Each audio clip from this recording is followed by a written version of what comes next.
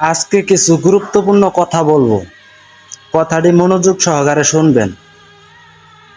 ভুল হলে ক্ষমা করবেন। কথায় আছে না, ডিভোর্সি নারী আর নষ্ট গাড়ি, এই দুইটার মধ্যে অনেক মিল আছে রে ভাই। যেমন এই যে গাড়িটা আমি দেখাই, এই যে গাড়িটা আমি কিনছি হইলো ৬০,০০০ টাকা, তবু সেকেন্ড হ্যান্ড ৬০,০০০ টাকা দিয়ে আমি কিনছিলাম। তো ৬০,০০০ টাকা দিয়ে কেনার পর এই গাড়িটার পিছে আমার পড়ছে ১,১৫,০০০ টাকা। মানে সাত করছি, ব্যাটারি পাল্টাইছি, আরো অন্য অন্য কাজ বাজ করছি, মোটর লাগাইছি। তো এমনি সেমনি আপনার ১,১৫,০০০ টাকা পড়ছে। ১,১৫,০০০ টাকা দিয়ে গাড়িটা আমি যদি নতুন নিতাম, তাহলে কিন্তু আজকে এতটা কষ্ট আমার হয় না। যেহেতু আমি সেকেন্ড হ্যান্ড কিনছি, তার জন্য আমার এত কষ্ট। ডিভোর্সি নারীর কথা যে বলছি, তাহলে ওটা শুনেন। একজন পুরুষ যখন স্ত্রীর কাছে বেশি হয়ে যায়, স্ত্রীকে একটা কথা বলে সেই ৫টা কথা বলে, তখন কিন্তু সেই স্বামী বাধ্যমূলকে তাকে ডিভোর্স দেয়।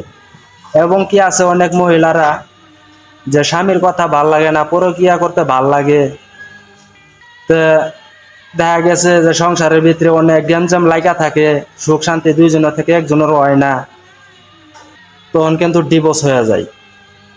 তো বাস্তব এই গাড়িটা যাই আমার কাছে বেচছিল, সে আমাকে ঘুমার কথা বলে নাই। না বলাতে আমি ৬০,০০০ টাকা দিয়ে কিনছিলাম ঢাকা শহর। আমি যখন ঢাকা আসি তখন একাই আসি, আর এই ৬০,০০০ টাকা কামাই করতে আমার অনেকটা কষ্ট হয়েছে।